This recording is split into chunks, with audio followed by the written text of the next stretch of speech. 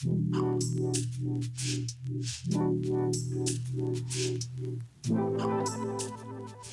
morning, everybody. It's a pleasure to be here. Just to set the record straight, yes, I am pregnant, in case any of you were wondering. Shortly expecting the birth of my second child, a boy, but I live within close driving distance, so we're all okay, in case anyone was worried. But we're not here to talk about that. We're here to talk about the human element of AI. So I have spent in my career exploring many different angles of security and the human element. Everything from the offensive perspective and working for the DoD and how social engineering and counterintelligence can be applied to that space, working for large tech organizations like Salesforce and understanding how to protect internal employees, all the way through to creating my own company, co-founding Elevate Security, which I built and ran for 7 years before selling to Mimecast at the start of this year. And along the way, one of the things that I've realized is that the human element is one of the largest and unexplored problems of security, and unfortunately, AI doesn't necessarily change that, but it is an area that as we develop and understand uncharted territories, just as Francis was saying, if we keep this top of mind and forefront, it'll help us understand better how to create our systems and how to secure our data along the way. So yes, with AI, we have so much more innovation and technology available to us, but also new and additional risks. So today, when I think about the kind of risks that AI poses for the human element of security, for me, it breaks down into two main pillars. One, if we were going to take soccer as an analogy, is the own goal risk. How do we hurt ourselves as companies with employees that we trust, right? These are not external outsource or external attackers that are trying to get into organizations, but our own employees who are trusted with data. And how does the use of AI harm us in that perspective? The second one is, how does AI enhance the threats against our employees?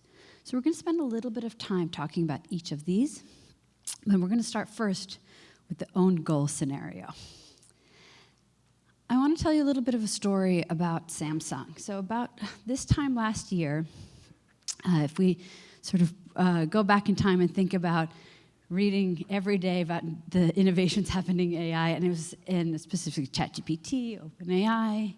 There's so much. It seemed like every week there was new capabilities, and companies were trying really hard not to get left behind.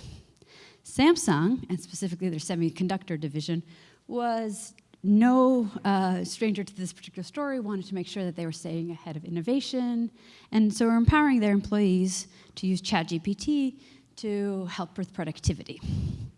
Unfortunately, they got a little bit too zealous and allowed, without proper guardrails, one of their engineers to put in source code into ChatGPT, specifically to troubleshoot, review, optimize source code, specifically for their semiconductor division.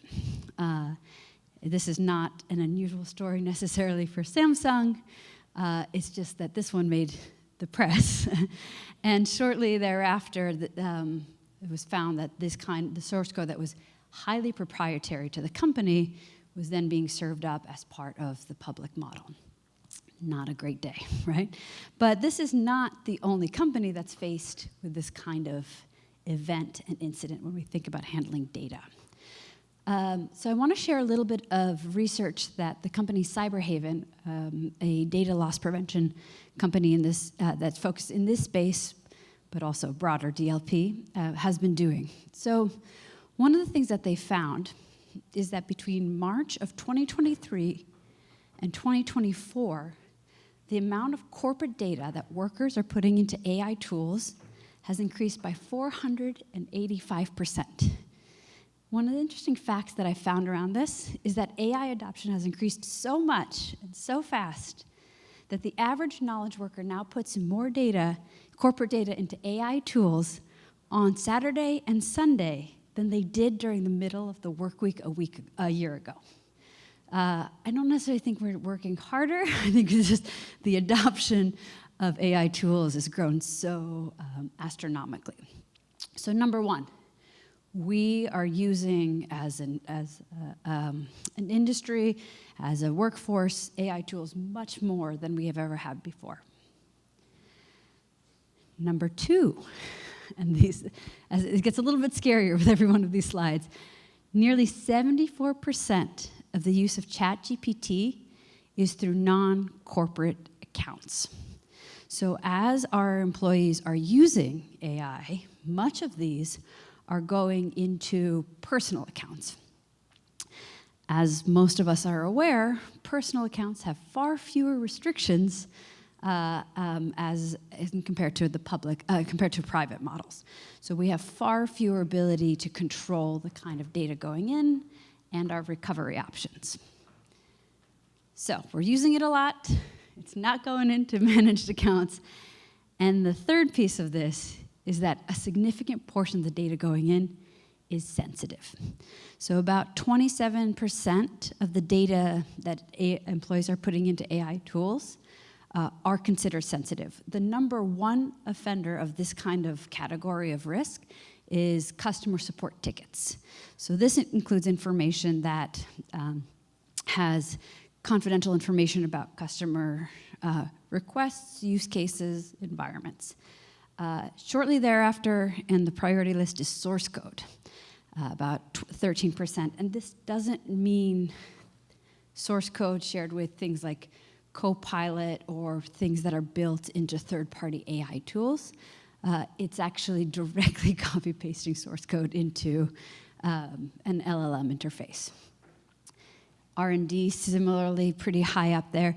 Fortunately, financial documents is on the lower part of it, but have often an outsized impact if shared again with public models.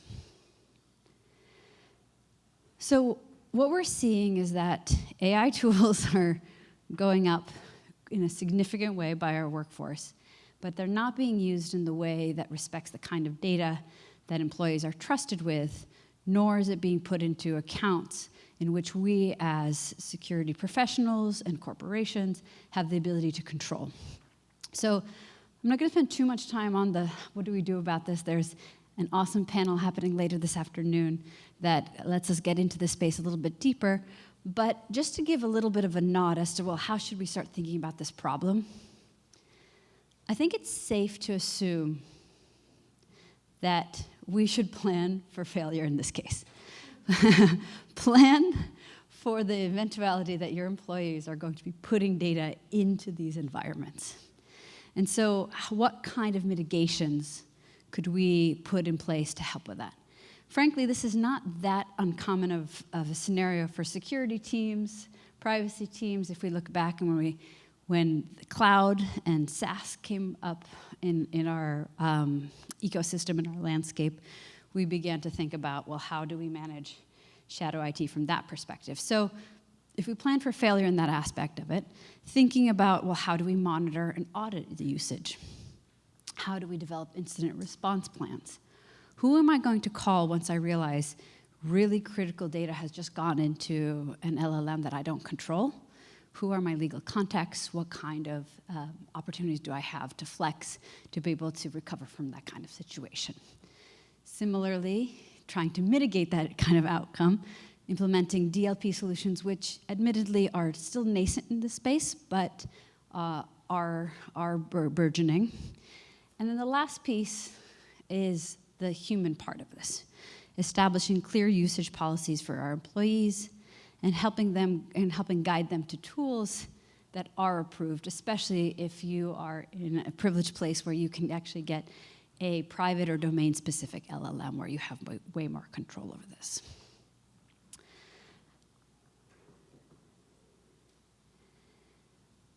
So if we move on to the second topic, which I will tell you is a little bit near and dear to my heart, which is how does AI change the threat landscape against our employees?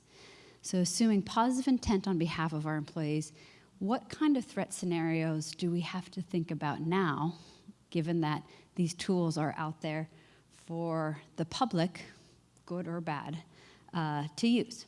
So the first thing to realize is that attackers are just as excited about the productivity, innovation, and scale that AI tools enable for us.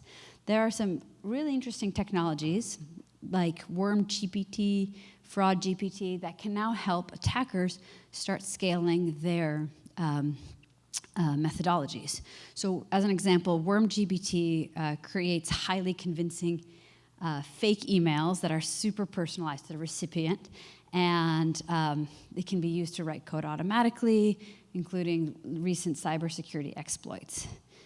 Fraud GPT can help at scale create phishing emails based on legitimate websites and recreate those and send those out, so you're convincing people with mimicked legitimate websites.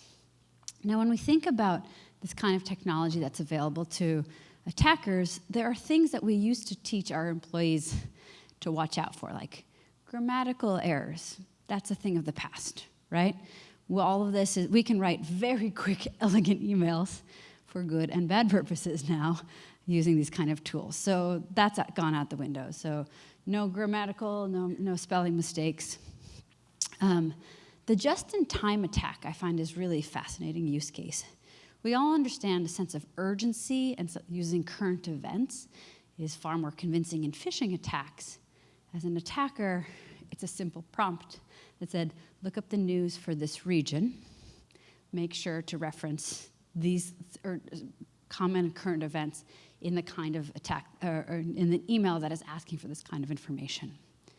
We can also put in LinkedIn accounts of our targets and start creating hyper-personalized phishing emails based on interests, educational background, resumes. And so the combination between current events, LinkedIn profiles, and the automation, all of a sudden what used to take an attacker days, weeks, can take seconds. And all of us will get our very own personal spear phishing attack in seconds, right? So it really does start scaling and making this a lot easier for an attacker's perspective.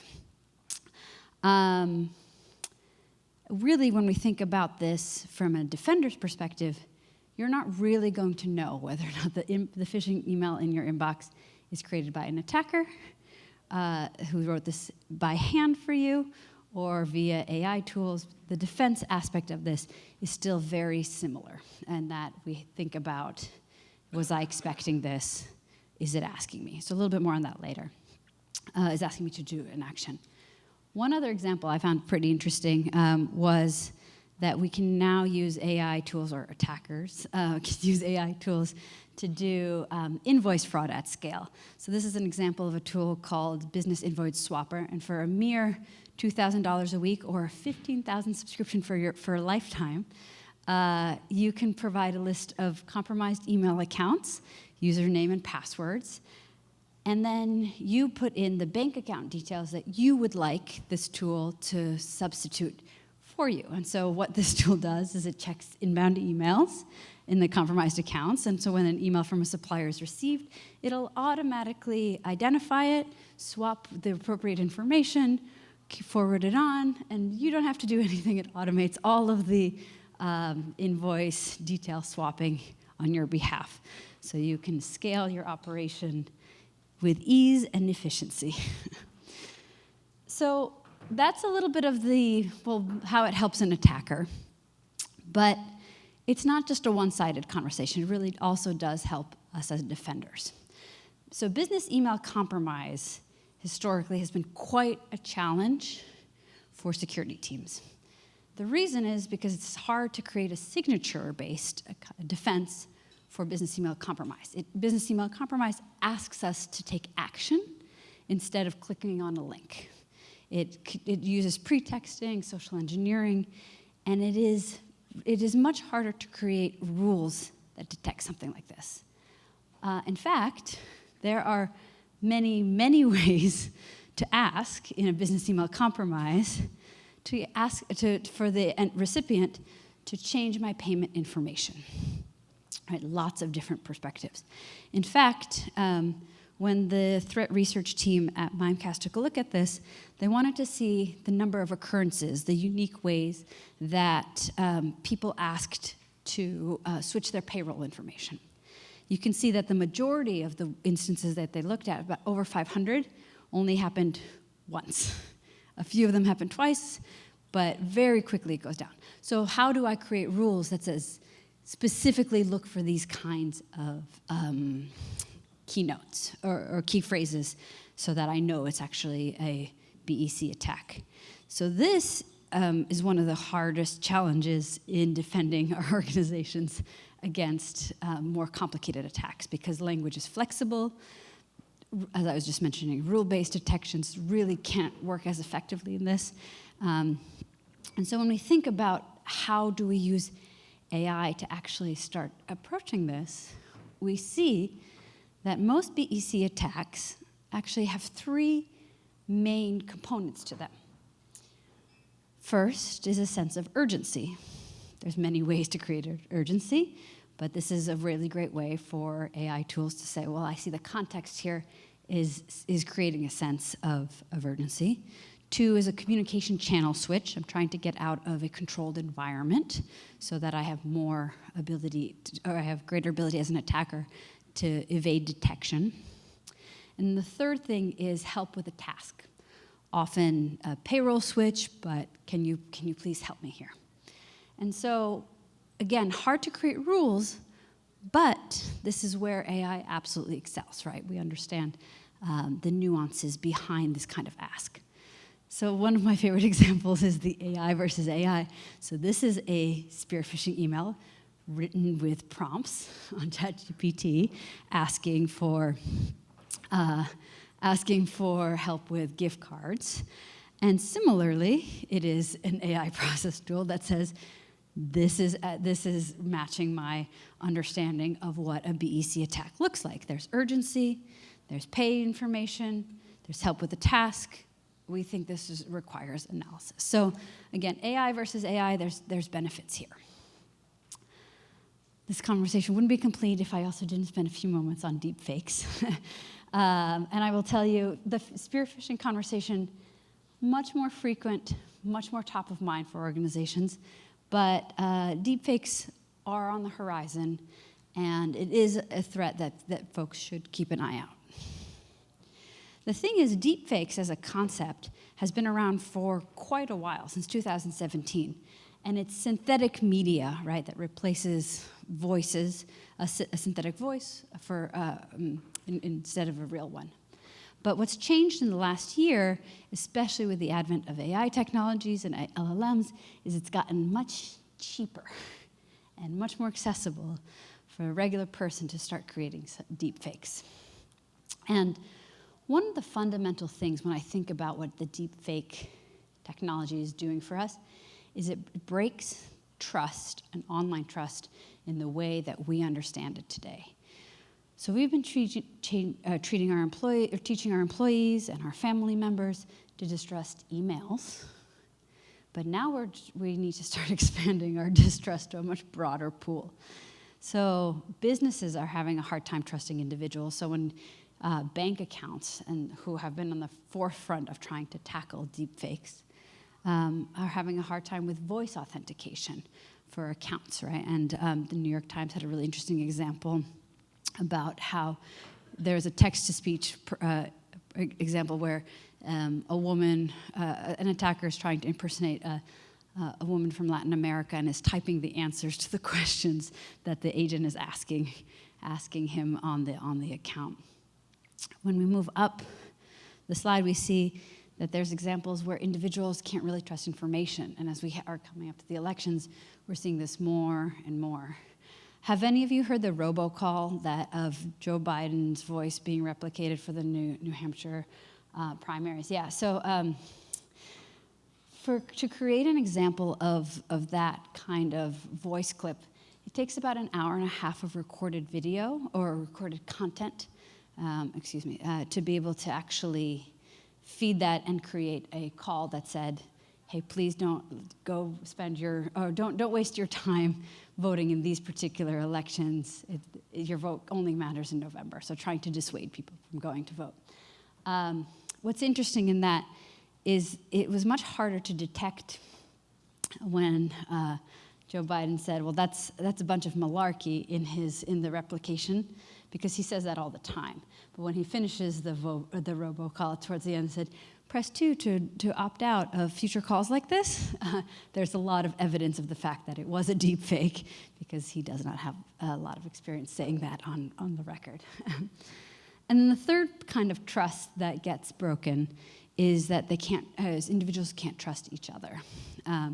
This is the video, the screenshot here is a Zoom call where a deepfake of Elon Musk joins, and it's a terrible deepfake. It's not his voice, it is just the video, but the people in the call appropriately freak out, as you can see by their faces, because Elon Musk has accidentally joined their Zoom call. But if you've been following the news, his deepfakes have particularly garnered billions of dollars in loss, because he's now hid the face of crypto scams and investment scams, and there's just a lot of material for attackers to be able to use that. As it relates to businesses today, the last one is particularly interesting. I'm aware of a story of a shipping magnate that got scammed out of $17 million because the attackers used used recordings of the CEO to create a scam. This is not the Hong Kong one. This one did not make the news. But to create the scam, to wire this money. But the CEO was not a particularly public profile. And so what they did is they actually used stolen all-hands recordings to populate this particular attack, which is really interesting because it changes the kind of data we have to think about protecting, right? It's not just payroll information, it's actually recordings of our top executives who can authorize certain kind of transactions. So I have I'm actually a little bit over, but a few minutes left. But I want you all to see how good you are at actually detecting deep fakes. So I have two separate examples. I'm going to play one, and I'd like for you to tell me if you think this is a real attack or a deep fake attack. All right, let's hit play. I'd like to check the status of my wire transfer. Who thinks this is a real one? Okay, who thinks it's a deep fake? Yeah, this is created using basic iPhone technology, text-to-speech, pretty straightforward. We're all doing great. Nothing to worry about. Okay, number 2. So I have an A and a B, same message. One of them is a deep fake, one of them is genuine. So we're going to listen to both of these, and then I'm going to ask you to put your votes in. Okay.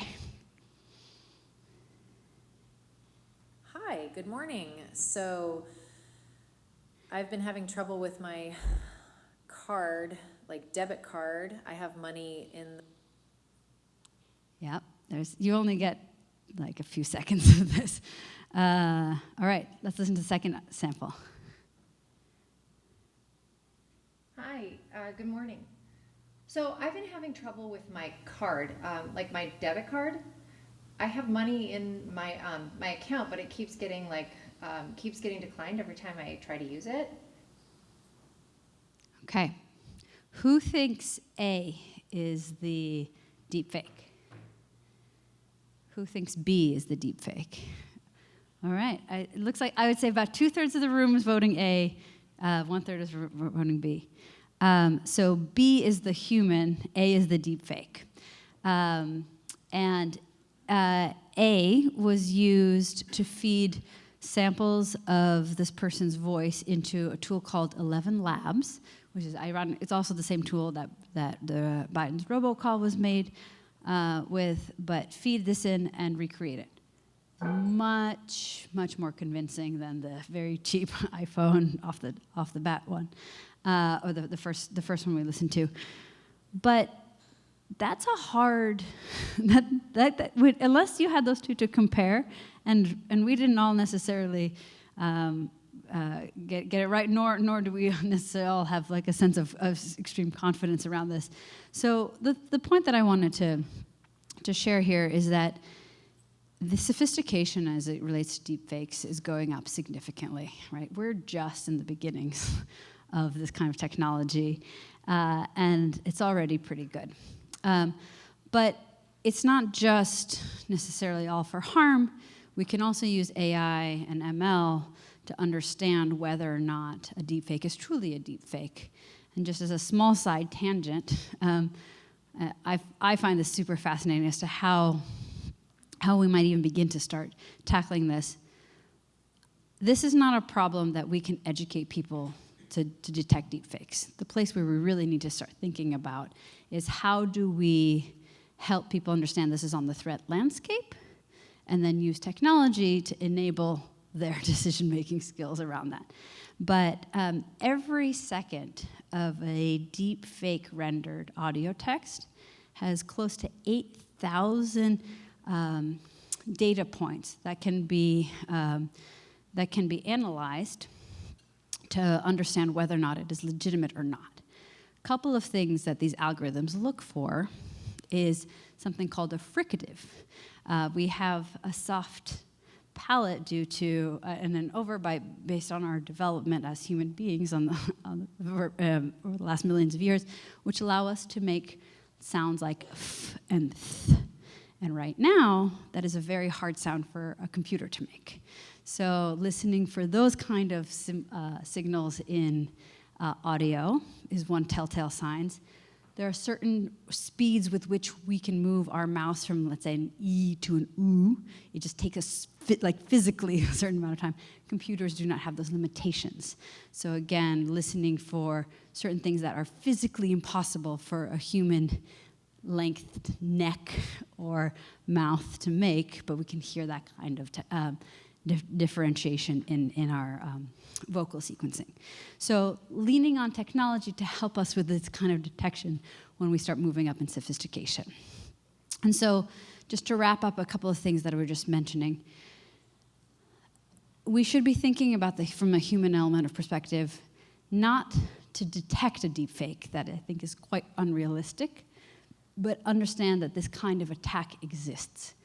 One of my favorite ways to start training people is actually create a deepfake of your CEO, play it for your employees, just so people understand what is or is not possible in this space so that they have it on their radar.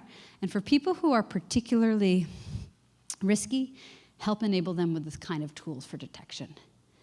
Another thing, attackers cannot trick you out of the context. At the end of the day, they're going to be asking for something, a wire transfer, payment, etc., right? Reinforcing that context of the ask is really critical. Understanding who and how to escalate and report on this if something happens, and we talked about enabling the tools. One of my favorite current ways to secure organizations around this is essentially having a security password, so something that only you might know about the person across from you. I always think about this as the example of Dumbledore with his favorite jam in Harry Potter when there's a lot of impersonation happening amongst that population. So it's like, you have to ask me for my favorite jam type, which is raspberry. So that's how you know I'm the real Dumbledore. So that's our reality right now, where if you have a critical password that only internal employees might know before moving forward. So to wrap all this up and think about AI and the human element as a team sport, as a soccer game, I think about how we move forward, not necessarily asking our employees to be the front line of defense. One of the things that I'm hoping that got carried across in our conversation is that the sophistication of attacks against employees is really increasing to a point where we can't be asking our employees to be the detection. We need to help them understand the context, understand that it is on the threat perspective, but also help them report, enable them with tools and technology that actually helps them to kind of defend against this. But it can't just be on the employees. we talked a little bit earlier in the keynote this morning about, and our opening about how a policy plays a space in this game. My perspective on it is that we have to create legislation that helps big companies provide detection tools, let's say in our phone calls and our social media, but it can be done in such a way that companies make profit, right? I'm happy to pay $1 to AT&T if they give me a deepfake detection sensor for my phone calls, right? They can profit, especially if policymakers help them drive this kind of initiative and prioritization in their own programs that in turn help us as consumers, those employees who may not have a security team to ask, right? Or those people in our population who may not have large enterprises to go back to and defend themselves on. So when we think about the kind of threats we talked about, it really does affect our whole population. And without the backing of a security team around these, thinking about how do we leverage our large-scale organizations and how they can benefit as well as work with policymakers to ensure that we're staying protected with technology uses against people who may not be able to detect it for themselves. And with that, thank you very much. I'll be around afternoon for conversations.